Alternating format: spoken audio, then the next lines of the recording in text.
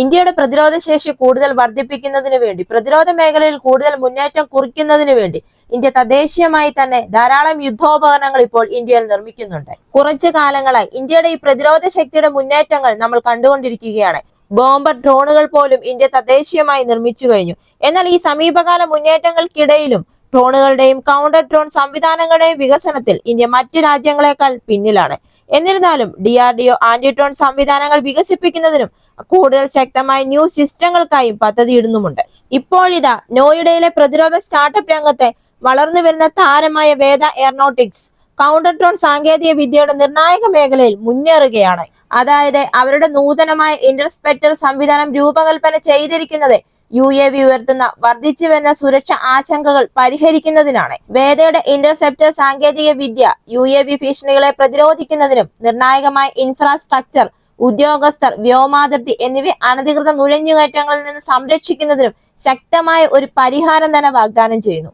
ആളില്ല ആകാശവാഹനങ്ങൾ എന്നും അറിയപ്പെടുന്ന ഈ ഡ്രോണുകൾ നിരീക്ഷണം, ചാരപ്രവർത്തനം അല്ലെങ്കിൽ ആക്രമണങ്ങൾ പോലുള്ള ക്ഷുദ്രമായ ആവശ്യങ്ങൾക്കാണ് ഉപയോഗിക്കുന്നത്.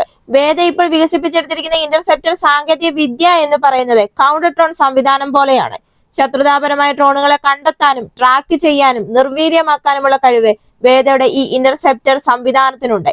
ഈ റാപ്പിഡ് റെസ്പോൺസ് സിസ്റ്റം രൂപകൽപ്പന ചെയ്തിരിക്കുന്നത് സുരക്ഷാ അപകട സാധ്യതകൾ വർദ്ധിപ്പിക്കുന്നതിന് മുമ്പ് ഫലപ്രദമായി കണ്ടെത്തി അത് നശിപ്പിക്കുന്നതിനാണ്. ഈ കൗണ്ടർ ഡ്രോൺ അഥവാ ആന്റി ഡ്രോൺ സിസ്റ്റം എന്ന് പറയുന്നത് ശത്രുരാജ്യങ്ങൾ അയക്കുന്ന ഡ്രോണിനെ കണ്ടെത്തുക, അവയെ നിരീക്ഷിക്കുക, ട്രാക്കിംഗ് ചെയ്യുക, ക്യാമറ, സെൻസറുകൾ, ഡ്രോൺ ആശയവിനിമയങ്ങൾ എന്നിവ തടസ്സപ്പെടുത്തുക, ഡ്രോണിനെ ഇല്ലാതാക്കുക എന്നിവയ്ക്ക് വേണ്ടിയിട്ടാണ് ഈ കൗണ്ടർ ഡ്രോൺ സിസ്റ്റം പ്രവർത്തിക്കുന്നത്. ഡ്രോൺ ആക്രമണങ്ങൾക്കെതിരെ സമഗ്രമായ സുരക്ഷ നൽകാൻ ലക്ഷ്യമിട്ടിട്ടുള്ള ഒരു multi layer multi sensor architecture ആണ് ആന്റി ഡ്രോൺ സിസ്റ്റം.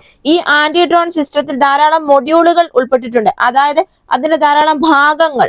ആ മൊഡ്യൂളുകൾ ഇതൊക്കെയാണ്: RF അടിസ്ഥാനമാക്കിയുള്ള ഡ്രോൺ ഡിറ്റക്ടർ, വീഡിയോ അടിസ്ഥാനമാക്കിയുള്ള ഡ്രോൺ ഐഡന്റിഫിക്കേഷനും ട്രാക്കിങ്ങും, radar, data fusion and command centre, drone RF jammer എന്നിവയാണ്. ഈ RF അടിസ്ഥാനമാക്കിയുള്ള ഡ്രോൺ ഡിറ്റക്ടർ എന്ന് പറഞ്ഞാൽ ഡ്രോണും ഗ്രൗണ്ട് കൺട്രോൾ സിസ്റ്റവും തമ്മിലുള്ള റേഡിയോ ഫ്രീക്വൻസി ആശയവിനിമയം ഉപയോഗിച്ച് ഡ്രോണിനെ കണ്ടെത്തുന്നു. രണ്ടാമത്തേതായ വീഡിയോ അടിസ്ഥാനമാക്കിയുള്ള ഡ്രോൺ ഐഡന്റിഫിക്കേഷൻ ട്രാക്കിംഗ് എന്ന് പറഞ്ഞാൽ ഒരു ഓട്ടോമാറ്റിക് സെർവോ അടിസ്ഥാനമാക്കിയുള്ള പൊസിഷനിങ് സിസ്റ്റമാണ് ഇതിൽ പ്രവർത്തിക്കുന്നത്. പകലും രാത്രിയും ക്യാമറ, സെൻസറുകൾ ഇതിൽ ഘടിപ്പിച്ചിരിക്കുന്നു. ഈ സിസ്റ്റം ഉപയോഗിച്ച് ഡ്രോണിന്റെ കറക്റ്റ് സ്ഥാനം എവിടെയാണെന്ന് കണ്ടെത്തുന്നു. അങ്ങനെ ഇത് ഡ്രോണിന്റെ വീഡിയോയും ചിത്രങ്ങളും പകർത്തുന്നു. 3 കിലോമീറ്റർ പരിധി വരെ വീഡിയോ ക്യാപ്ചർ ചെയ്യാനും ട്രാക്ക് ചെയ്യാനും ഇതിന് സാധിക്കും. അതിനുശേഷം സോഫ്റ്റ്വെയർ മൊഡ്യൂളിന് ഈ വീഡിയോ ഫീഡുകൾ നൽകുന്നു. സോഫ്റ്റ്വെയറിലെ വീഡിയോ പ്രോസസിംഗ് അൽഗോരിതങ്ങൾ ഡ്രോൺ സാന്നിധ്യം സ്ഥിരീകരിക്കുന്നു. മൂന്നാമത്തെ മൊഡ്യൂളായ റഡാർ. ഡ്രോണും ഓപ്പറേറ്ററും തമ്മിൽ ബന്ധമില്ലാതെ പറക്കുന്ന ഡ്രോണുകളെ കണ്ടുപിടിക്കാൻ RF അടിസ്ഥാനമാക്കിയുള്ള ഡ്രോൺ ഡിറ്റക്ടറിന് സാധിക്കുകയില്ല. ഈ സമയത്താണ് റഡാർ ഉപയോഗിക്കുന്നത്. അത്തരം ഭീഷണികളെ കണ്ടെത്തുന്നതിനുള്ള ഏറ്റവും മികച്ച ചോയ്സ് ആണ് റഡാർ.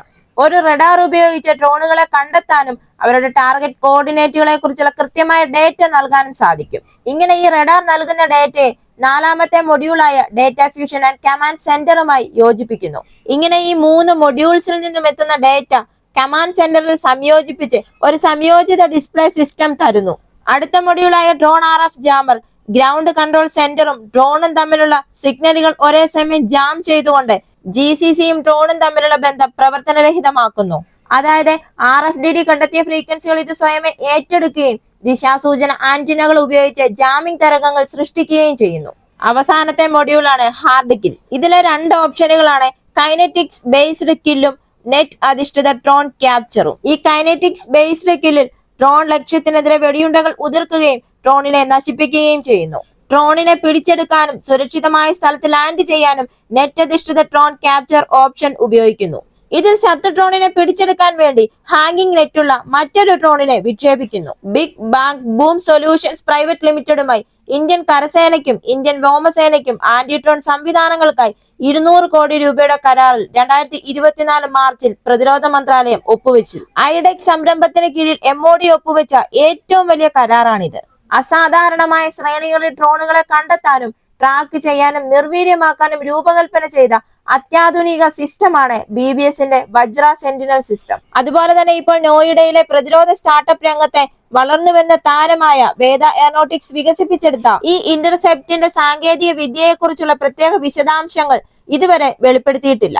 ഡ്രോൺ സാങ്കേതിക വിദ്യ വ്യാപിക്കുന്നതിനനുസരിച്ച് ഫലപ്രദമായ കൗണ്ടർ ഡ്രോൺ പരിഹാരങ്ങളുടെ ആവശ്യകതയും വർദ്ധിക്കുകയാണ്. വികസിച്ചുകൊണ്ടിരിക്കുന്ന ഭീഷണികളുടെ പശ്ചാത്തലത്തിൽ വ്യോമാതിർത്തി സംരക്ഷിക്കുന്നതിലും സുരക്ഷ ഉറപ്പാക്കുന്നതിലും പ്രധാന പങ്ക് വഹിക്കാൻ വേദ എയറോനോട്ടിക്സിന് കഴിയും എന്ന് നമുക്ക് പ്രതീക്ഷിക്കാം. ഈ വീഡിയോ നിങ്ങൾക്ക് ഇഷ്ടമായെങ്കിൽ മറക്കാതെ തന്നെ ഈ ചാനൽ ഒന്ന് സബ്സ്ക്രൈബ് ചെയ്യുക. അടുത്ത വീഡിയോയുമായി വീണ്ടും കാണാം.